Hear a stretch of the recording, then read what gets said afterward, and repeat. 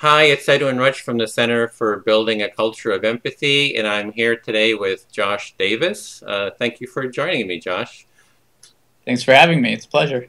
And Josh, you're an assistant professor at Barnard College in New York, is that right?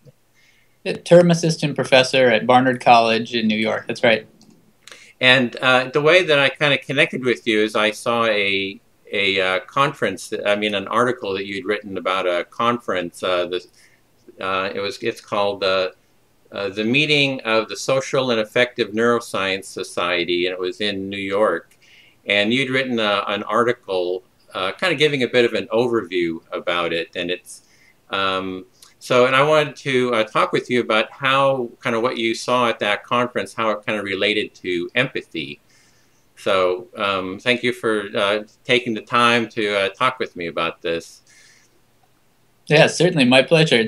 It's one thing I like to do is to try to, you know, share and educate, teach people about what's going on in science. So empathy. I'm not an expert in empathy in particular, but certainly a topic of interest, and love to try to share with you what I was learning there.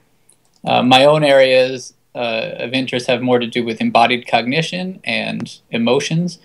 Um, Also, I was there in my capacity. You mentioned being a term assistant professor at Barnard College, also in connection with the Neuro Leadership Institute. They're very interested in learning about the science and bringing it to people. Interestingly, empathy, one of the things that they like to do there is to teach people about empathy research so they can try to create more empathy in the workspace.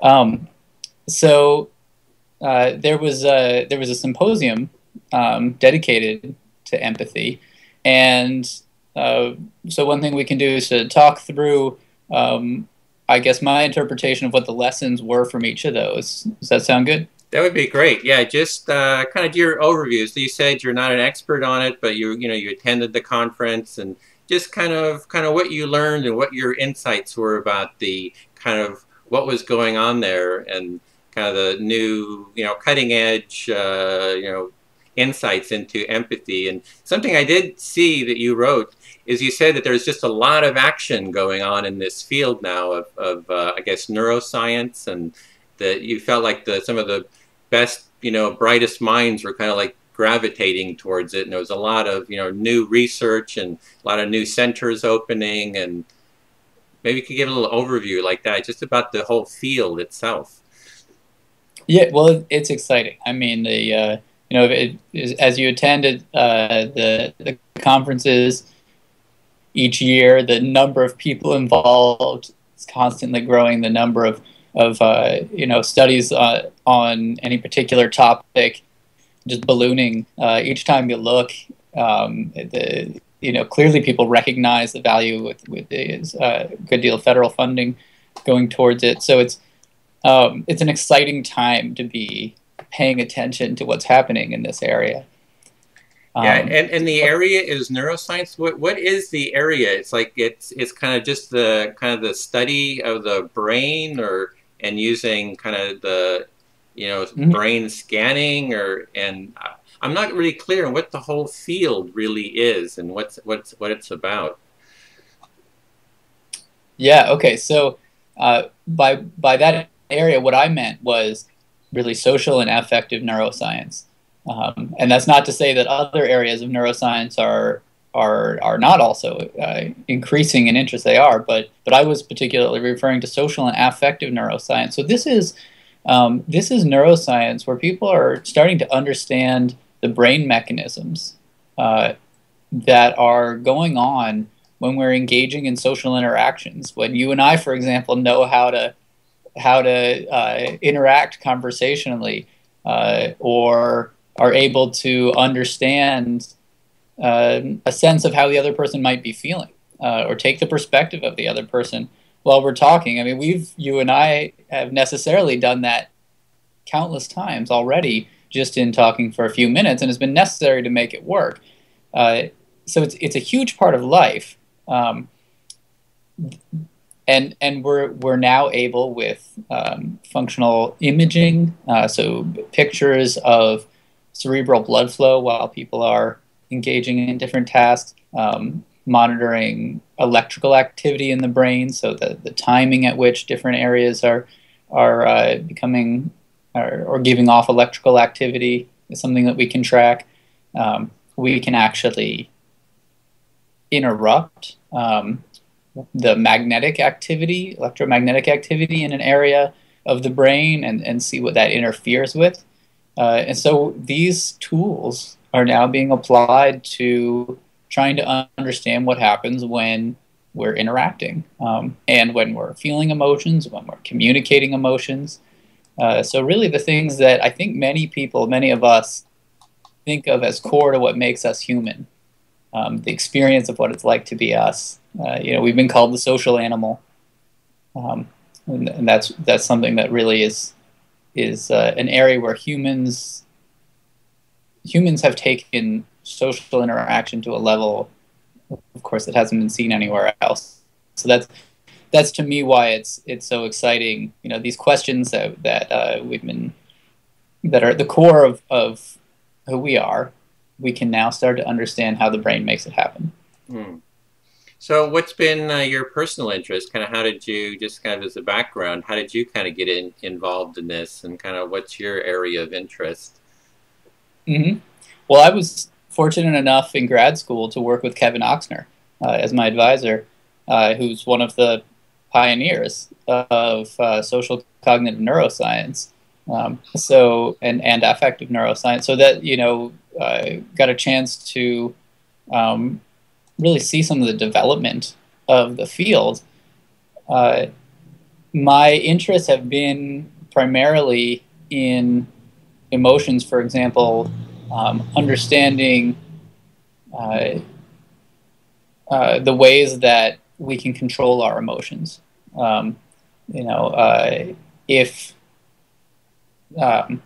If you, for example, we had research looking into the effects if you inhibit the facial expressions with Botox, for example. So the person doesn't have to be trying to hide their facial expressions. You just actually, what Botox does is to temporarily paralyze the muscles. So you just don't have that movement. You've taken away a part of this bodily experience.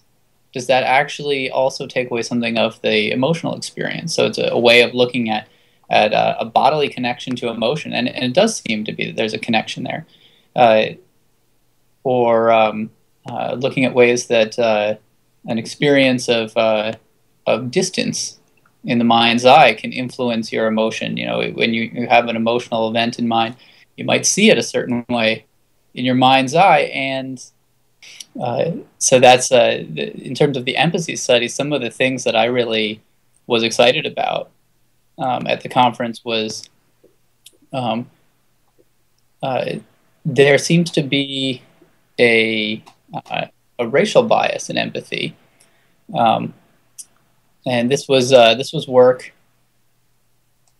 that by Han and Sheng at Peking University. Oh, okay. That was, I see that. There was actually, some of these titles are quite, for these workshops or presentations are quite technical. So it was manipulations of cognitive strategies and intergroup relationships reduce the racial bias in empathic neural responses. Is that the? Mm-hmm. That was, okay. That's the one, yeah. Mm-hmm. Yeah. And if you're interested in following up with any of the other work I was talking about my own work, that was all work with Kevin Oxner as well at Columbia. Yeah, so what we're really getting into here is the kind of the real nuts and bolts of how empathy works. I mean, at the kind of the physical, neurological level. So it's kind of, I think it's quite exciting and interesting to really, take it out of the realm of just philosophy or, psychology, and really getting down to kind of what's happening at a physiological level. Mm-hmm. Yeah, that's right, in that way. Really understanding, one of the reasons for looking at the physiological level is that we don't always know whether we have the same systems involved in different types of empathy, or whether we have different systems involved. But what can look the same on the outside might be processed two different ways. And so maybe there are two different ways we can learn to be more empathic. Maybe practicing with one way of being empathic can actually help all ways of being empathic. So understanding those mechanisms can actually tell us something about the psychological side as well. Mm-hmm. Yeah, they're all interrelated. Sure. Mm-hmm. Yeah. So yeah, go ahead. Sorry. Oh, it's just okay. So I thought we could just kind of go through the different presentations, and it's just basically hearing your takeaway. What it was that kind of stood out for you, and any kind of insights you had. Does that kind of work? Kind of just going down the list. I can kind of show them on the screen here as well. That sounds great. So the first one was the one about the racial bias. Is that and kind of what was that about? Yeah. So well, I think first of all, some people may not be aware that there does tend to be this racial bias in that, for example, empathy for someone else who's in pain can actually be stronger when it's somebody who's of your own race than for someone else, all else being equal. Now, with any statements like that, I like to remind people these are averages, tendencies. Individual people might not always show these effects, but there is that pattern that can be found. And so then, one of the questions is why and how can you change this? And so in this study, the indicator of empathy was brain activity occurring less than 1/5 of a second after a person saw a picture of another person, and the picture would show either someone showing a face like they're in pain or a neutral face. And if you get more brain activity of this kind for the pain face, that's the indicator of empathy. So some of the faces are people of the same race as the participants, some are not. In this example, Chinese participants with Asian or Caucasian faces. And so sure enough, you find this tendency for more empathy brain activity with the same race faces. But also it turns out you can increase the empathy brain activity for other race faces by doing one of a couple of things. You can pay attention to the person's feelings, thinking of them as an individual and what their feelings, and their feelings, or you can think of yourself as part of a team that includes people of the other race, and either of those things can then lead you to more naturally have that kind of empathic brain response. Okay, so that was kind of the core of that presentation. Was there more, or do you want to move on to the next one? I think, yeah, the next one. I think that's the lesson I took. And what I'm doing here is really try to take what they've described in I can't see what you're showing right now, but I think you're showing the abstracts. Yeah, I can kind of show that on the screen. So periodically, I'm just showing the abstract. There's a lot of text, so it's right. But, exactly. But I'll have a link. I'll have a link to this from the website. Right. Yeah. So what I'm trying to do is to show is to take these abstracts and explain in more lay terms what was exciting to me as a take-home message. Great. So the next one then, Morelli at UCLA. Okay. And this was called Empathy for Positive and Negative Emotions, Implications for Brain and Behavior.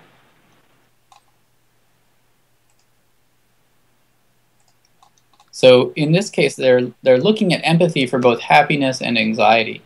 And you might say, well, why study both? Why do it in one study in particular?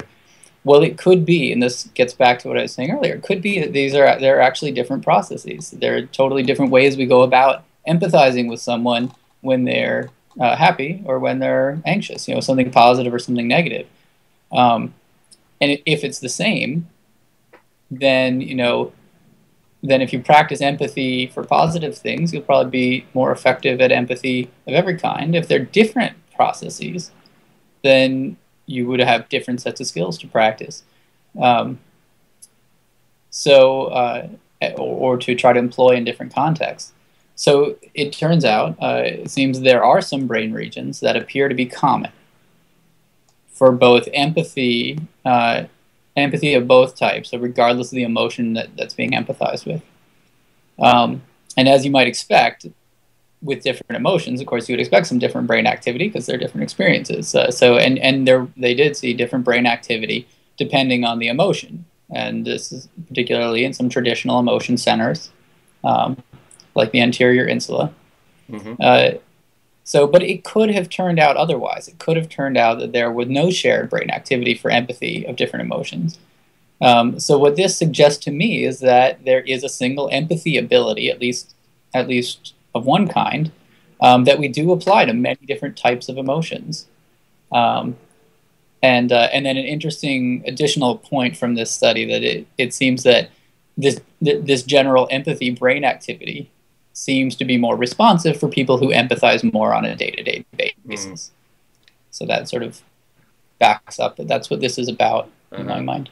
So if you empathize more on a regular basis, you kind of strengthen, I guess for a better word, the empathy muscle, metaphorically maybe, or the circuitry, probably more accurately the circuitry that supports empathy. That if you practice it more, you kind of deepen those connections, perhaps. Or it's a great insight. I would like to think the same. I think we need to remain open to the possibility that because we don't know what led these people to practice it more, it may be that people who just happen to have a propensity for that brain activity are more likely to practice it more. But it seems reasonable, given what we know about the brain and neuroplasticity and that habits form by practice, that if you were to practice it more, you would help to potentiate the use of those circuits. What's kind of coming up for me is actually kind of a question of the definition of empathy. It might be useful to kind of stop and just kind of hear how you're kind of defining it. Like, or is there kind of a sense of a common definition within that community? Or I interviewed Dan Batson, and he had done a presentation on all the different ways the word empathy is used in science and academics, and a lot of them people don't disagree. They use it differently, and he had mentioned 8 ways, and he said there's probably more. So kind of where are you, and what's going on with the definition over there in that community? Yeah, it's a great question. Now that's one that I have to view a little bit as an outsider and say, since it's not my specific area, I'm certainly not as familiar as he would be with all of the various uses. But nonetheless, I have come across many uses and sometimes, been frustrated or had to take things with a grain of salt. Not sure if we're talking about the exact same thing. And that actually, I think, is really leads into the work by Zaki and Mitchell from Harvard. That they're talking about, which we'll get to talk about in a second. They're talking about what they described as different flavors of empathy. Oh, okay, great. Yeah, so it's not an exhaustive list, but it's 2 contrasting ideas that I think help to illustrate the point. Okay, shall we get into that one? Yeah. Well, so, and this, as I mentioned on the blog that you read, this work, what was exciting to me about it was that they're talking about how empathy is accomplished by each of 2 distinct brain systems. And again, that didn't have to be the case. It could have been one system. On the outside, sometimes it feels like the same experience. And here we have actually some evidence of distinct brain systems. Um, so in this case, unlike the previous study we were just talking about, it's not about different emotions, but it's different types of empathy. So one of the systems is about when I'm having an experience personally that you're having. So I simulate the experience that it seems to be that you're having, and maybe I'm just doing this unconsciously. And then I feel there's something that feels like. And so I can then vicariously have an experience of what it feels like to be you. So that's one type. Another type is more about thinking, what we might call more cognitive. And it has to do with making an inference about what another person's thinking. So, if I try to say, well, what would I do if I were in your shoes? I can logically figure that out. And I don't necessarily need to have a feeling of what it's like to be able to logically figure out what you might do. So so there was two things I was hearing there. One is if I see you in pain and then I kind of feel the pain and then I refer to my own experience to bring up a memory experience of pain, it's kind of like that. It's kind of like a two-step. Because the way I understood mirror neurons, for example, is that if I'm seeing you now and you're shaking your head, that in a kind of acknowledgement, that I'm kind of simulating that head shaking in my kind of through mirror neurons, is kind of automatically kind of reflecting that in myself to kind of synchronize myself with you in that sense. But then I could kind of also think back to, oh, when have I seen that head shaking before, and when have I shook my own head? So then it's like even a second step. Like I could just say, oh, you're shaking your head, and kind of just just kind of stay with that. Or then I can kind of remember all the times that I've shook my head in the past, or other times I've shaken my head in the past. You know what I mean? There's like a difference between those two. It's like one is like just a mirroring, and the other one is recalling back a memory. Mm-hmm. Yeah, that's an interesting point. I mean, and clearly, by virtue of the fact that you're able to explain it, it's an experience that we can have.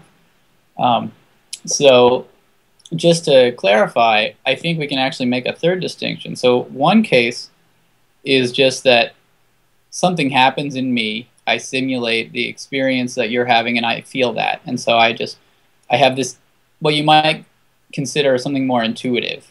I have a sense, I have a feeling and of what it must be like to be you, and so I take that to be how you're feeling. And that doesn't necessarily have to involve memory. Then there's also a case that you were describing where I can then take it and I can recall the situations either deliberately or automatically where I've had experiences like that, and really fill it out and get a richer sense of what's probably going on in your mind. And through experience, it seems that that's something we do also. So that could be building on the first one, or it could be separate. These are things that neuroimaging can help tease apart. And then there's also one where there doesn't need to be a component of me simulating the experience. And some people might argue there does always need to be that component. But it may be that there doesn't always need to be that component, and I can infer. I have enough knowledge. I don't have to actually look to my own experience to know what that's like. Is that then kind of making the kind of the emotional empathy and the perspective taking, is that still kind of within that basic framework that I keep seeing? Basically, that there's this emotional or affective empathy, and then the cognitive perspective taking empathy, and that these two parts are kind of general categories of empathy. Mhm. I see that too. Certainly, that seems to be a common theme, and I don't see. I'm not aware, anyway, of anyone saying that those two categories are not good ones. So this emotional and then empathy and this perspective taking seem to be something that come up again and again and do capture broadly a lot of what I think people are talking about when they're talking about empathy. One of those two kinds of things. Okay. Yeah. So yeah, okay. I think that. So was that kind of was there more to that presentation that you took your Uh, takeaway or? yeah. Yeah. That. Um, in this case, I think you know it does seem that there are different strategies for empathy that rely on different brain systems, um, and and so then they both get at the same social goal. I think another nice piece about what they did also was that they looked at pro-social behavior, and now that's the idea that the proof is in the pudding. How do people actually act, as opposed to how do Mm. they say they're going to act or feel like they would act? And so, an example of pro-social behavior would be giving, determining who gets how much, that kind of thing. Um, and So in their work, they also have that kind of evidence. So I think that really that really is nice. It makes it a more real, tangible kind of result. Well, in kind of my exploration of empathy, I've kind of broken it down into kind of four components, kind of broad categories that I've kind of put together from all the research and people I've talked to, and I've seen like in the four parts is the first part is I call, well, I don't call it, but other people have called it self-empathy, which is that sense of kind of sensory awareness and mindfulness of oneself, kind of what's Hmm. going on in one's body, and the whole mindfulness community kind of really gets into that. But there's a lot of other kind of strategies for doing that. Everything from yoga and there's all kinds in the arts, and then kind of the second part is that kind of mirrored empathy or the affective or emotional empathy, which seems to be kind of through mirror neurons. That emotional contagion. And then the third part is that perspective taking. I kind of like the term imaginative empathy, but it's that perspective taking, kind of the cognitive empathy, which is kind of as we kind of have a sense of ourselves as separate beings, with self awareness, that we're able to kind of more deeply kind of operate from that with that capacity. And then the fourth is empathic action, that as we kind of connect and see kind of the humanity of others, that there's like this natural tendency of human beings to want to contribute to the well-being of others. And sometimes, it seems within the community, like you're talking about the helping, it seems to be everybody keeps talking about helping in the sense that helping people in distress. But there's also, if you're happy, and I really connect with you, I want to double your happiness. So it's, or if you're being creative, I want to contribute to your creativity. So it's not all about just helping people in need. It's about just contributing to the well-being of another person. So that's kind of the framework I'm using. And when I hear what you're saying, I'm trying to kind of fit it into that kind of model, or maybe expand on that model. Hmm. So I'm just kind of wondering how that resonates with you, Josh. Yeah, well, in a number of ways. Yeah, so thanks for that. Uh, a couple of things I'd like to pick up on is one is you mentioned a few times mirror neurons, and I think that uh, at least for me, that's a very interesting literature to connect with, and I suspect a highly relevant one, as I'm sure you know, that's been written about extensively, the role of mirror neurons in many social functions, um, and it does seem to me. Certainly don't take that as the final word, but that is more about this kind of experiential simulation that you were talking about, and so I certainly agree with that way of looking at it. Also, then, yeah, the functions of empathy that you alluded to later on, we do tend to talk about it purely in terms of, how can we reach out and be more altruistic and that sort of thing, but we really are talking about understanding other people's emotions, which have, untold functions, Yeah, all yeah. kinds of functions, and it does make sense, I think, to start to look at that broader way of considering things, and there are, there may be many ways that we can more adaptively, meet our needs, when we look at other kinds of functions as well beyond altruism. Yeah. I Um, kind of feel that whole altruism debate discussion is a little kind of narrow. It's like I talked to Paul Ekman, we're kind of talking about this, and he was seeing compassion is just one slice of empathy, of the kind of broader empathy. And and I've kind of seen compassion as empathy applied to suffering. That if I see someone suffering, and that's just one slice of human experience, it's like, what do I do when I kind of experience that suffering? I could be experiencing your joy. I could be experiencing your creativity. I could be experiencing, any emotion, any experience from the whole broad spectrum. Uh, I could be experiencing your fear and your loneliness, or you know, going on each. And how do I interact and with each of those? mhm. Yeah, that's right. And it may not be the same. Of course, that one study we were just discussing suggests that there would be some overlap in these different emotional cases, but it may not be the same. And I would love to see research exploring empathy for many specific different emotions and combined with many different motivations, and and needs. Of course, when it gets too complex, it gets hard to to do research, because you can't have 1,000 conditions in one study.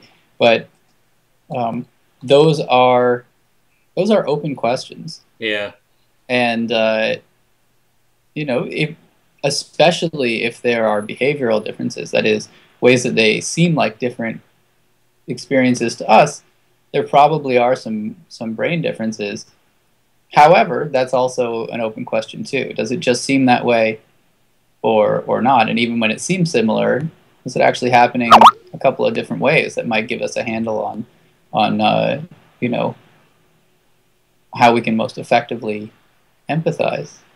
I wanted to also touch on, you mentioned one other theme that I think is important to highlight, which is um, that empathy has a lot to do with this self-other distinction. That you can't really have empathy unless you have a sense of yourself and a sense of another person, which is a very complex social cognitive event, you might say. And interestingly, that of course pertains to the final talk. oh, okay. Yeah. And is that the one, How to Understand Others' Feelings by Tanya Singer? Mm-hmm. Okay. Yeah. Yeah. So my understanding from that, taking a look at what she provided there in that abstract, a way to discuss it. One takeaway is that there is another kind of empathy that we haven't talked about, in which a person, and this really, what's nice about focusing on this, to my mind, is that it highlights this particular need to think about the self and the other. So there's a kind of situation where a person has to empathize with someone who's feeling something different from what you're feeling. I might be in pain and need to empathize with you while you're feeling something totally different, or maybe you're in pain and I'm not in pain. And so now we've talked about empathy as partly simulating an experience and feeling that. But now in this case, that would actually get in the way of empathizing because we have this our own experience, and there is something called an emotional egocentricity bias that Singer mentions, and as the name suggests, we can be biased to think that other people feel the emotions that we feel. So you could then wonder, is it possible to overcome that bias? How could you overcome that bias? Those kinds of questions. And towards an answer there, what I took away from this is that there seems to be a brain region on the right side, for those who are keeping track of these things, back in the back half of the brain, that is important when people separate their own feelings from the feelings of the other person when that person is feeling something different. So to me, it suggests an answer to both those questions, that it is possible to overcome that, and some indication as to how. Love to know a lot more, but that's what I was able to take away from this so far. Oh, great. So that's kind of it's this notion that if I'm cold and then I see you, I'm kind of thinking, oh, you must be cold too. And we don't really know if you're cold. It's because you haven't really conveyed it. I mean, maybe I could see you shivering, and then I can feel, well, if I was shivering, I mean, I would feel cold, but you might not be feeling cold at all. So how can I more accurately kind of read what's really going on for you without kind of, I don't know if that's called projection, in the from, you always, in psychology, I always heard that term projection. You're projecting onto others. I don't know if that kind of relates there, but yeah, it's certainly similar. I mean, I don't know how many people would use that term for such a direct experience, as opposed to I'm projecting my sort of beliefs or standing of something onto you. It could be, but it's I mean, it's the same concept to my mind. Okay, well, that's really interesting. So was that kind of the core of the presentations on empathy, and the rest were kind of on other kind of different topics, or? That's right. Yeah, for the most part, yeah. There were some other things that were related, and I would encourage anyone who's really interested. They can probably find online the abstracts from the conference and could do a search through it for empathy. But one thing, for example, that I thought was really interesting, that was related, some work on it was called the role of oxytocin norm enforcement. You were breaking up a little bit. Okay. Could you repeat that? It was the oxytocin what? The role of oxytocin in social norm enforcement. Oh, okay. Uh-huh. Yeah, the first author was Stellan from Erasmus University. So to put it into lay terms, I'll start by saying there is a hormone that we have called oxytocin, and we might consider it to be relevant to empathy. And here's why. It has a reputation at this point of increasing a person's feelings of trust.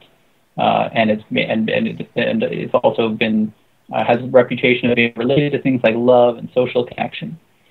So you can imagine how that might be related to empathy, especially what we've been talking about in terms of understanding others in groups, all sorts of things like that, or people of the same group.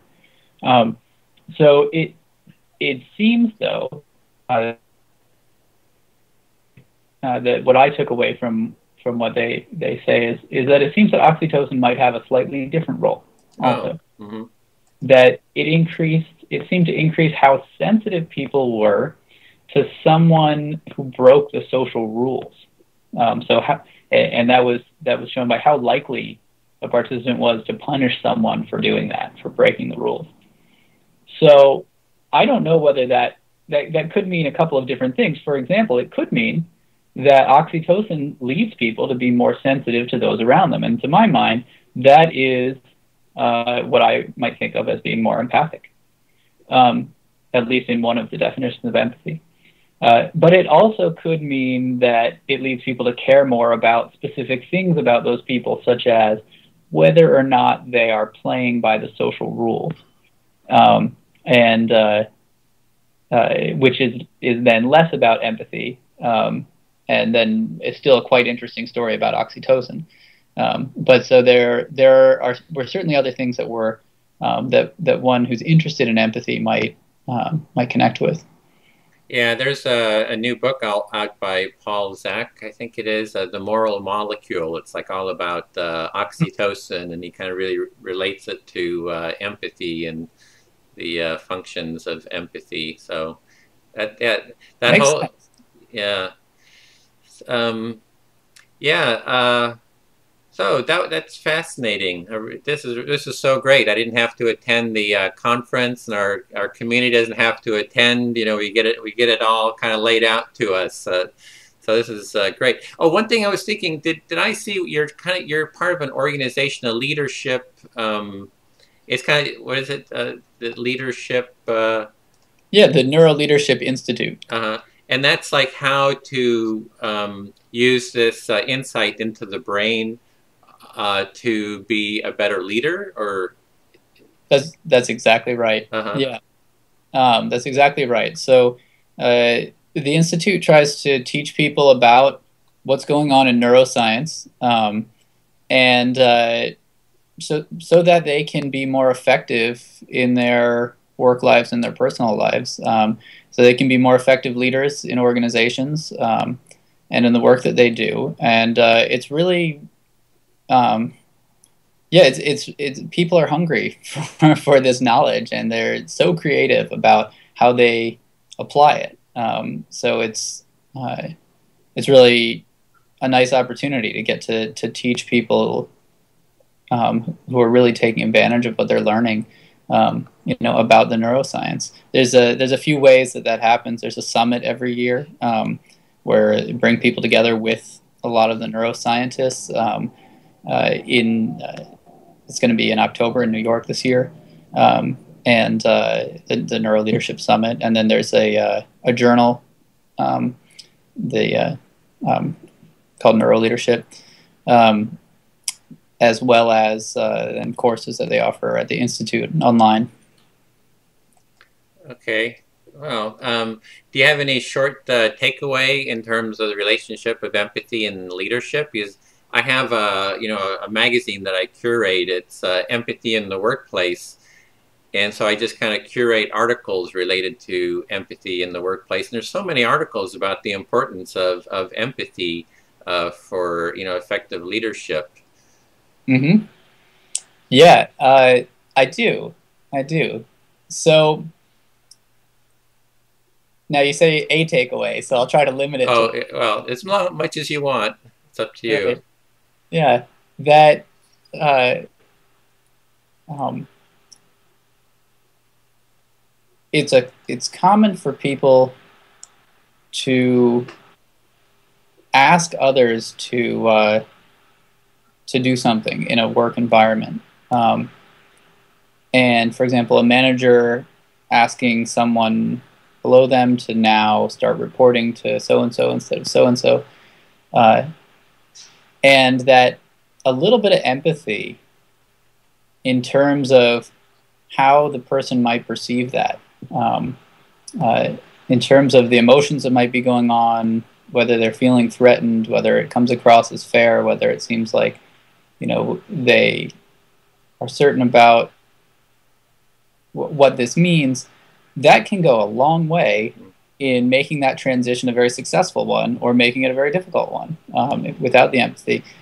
So there's it's the amount of effort. So the takeaway would be, that's an example, and the takeaway would be that once you know what to look for, what to be empathic for, then the amount of effort involved in being empathic is far less than the effort involved in trying to make things work. If you've if you've caused if you've inadvertently caused difficulties. To clean up the mess. Right. That's Uh-huh. right. Yeah. So, do you have like a short scenario of how that would be? Like a boss comes in or a leader comes in, says, "Hey, I need you to do this project," and kind of how would that kind of play out in kind of a narrative form? hmm Yeah. So one thing that the boss could do is to say, well, uh, I'm going to, I'm thinking about restructuring, um, and having you work on a project, and deciding who's working on which projects. Now, this might mean changing the projects you're working on. So I'd like to find out from you what your thoughts are about that. And so that gives the person a chance to feel like they're part of the process, especially if the boss then listens, and even if they can't do it, to acknowledge that. Mm. Um, and uh, then to really try to be clear about, you know, those things that can be certain, to give some time frame. Say, well, going to aim to do this by such and such a date. Uh, uh, and want to give you a chance to, um, have interaction with the people on both sides for a certain time, overlap time, this kind of thing, so that you can have people take part. But then also you can give. There are always some parameters in which you can give someone some ability to have some control over the situation as well, which is, um, you know, how, for example, off the top of my head, how would you like to introduce yourself to this person? What, how would you like to, a lot of the how questions, so here's what we need to do, and then inviting a person to come up with ways for how to do it, on in those parameters where it's okay to have that flexibility. And so who's ever in charge is going to have that knowledge about, you know where flexibility is okay. Okay, so it sounds like the first part is kind of reflecting the emotions. If you're a leader, is you want to hear what emotions, feelings, the person you're working with, kind of reflect that so that they feel heard, that they feel kind of like included in it, and then give kind of a space to have a little bit of or some autonomy to be able to take some actions within I guess within a certain parameter. Yeah, I think that's right. And I think not everybody has skills in terms of talking about emotions, and so it doesn't need to be particularly that the person's been heard in terms of their emotions, but giving the person a chance to be heard in whatever way, and acknowledging that. Then and we've all had the experience of feeling like we've been heard. So people have an idea of I think of what that means. And then, finding a way to give them a little bit of autonomy, where it's possible, where it's comfortable, to do so, and that can really go a long way. Okay. So, and both of those require some empathy, some perspective taking, Mm-hmm. or putting yourself in the other person's shoes, or it could be empathy in the more emotional way that you were talking about. But some kind of empathy really helps in reminding you to do that and thinking about the places you might do it. Well, this has been great, Josh. I really appreciate you just taking the time this whole hour to kind of explore this and lay it out, and really grateful for the. Let me turn my camera on so you can see me at the end here. So I'm really grateful for you taking the time to share all this, and I hope we can kind of keep in connection. If you have other thoughts about empathy, and leadership, let me know. We can kind of pick it up because this is kind of like an ongoing project that I'm doing here on how do we raise the whole level of empathy within society. So it includes the workplace and really looking at all the different sources of information and knowledge about empathy, and this what you were just describing is so exciting because it's just doing the nuts and bolts of how teasing it out, like how does this really work. So I Mm-hmm. really enjoyed this. Great, great. Yeah, it was fun to do. I am happy to be involved. Like the opportunity to do some teaching.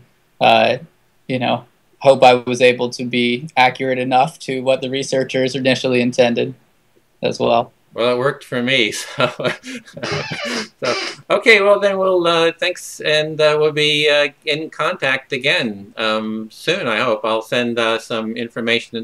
Next week the video will be online, and I'll send you some more kind of next step kind of info via email. Okay, that sounds great. See the world through other people's eyes. Now, empathy is a quality of character that can change the world.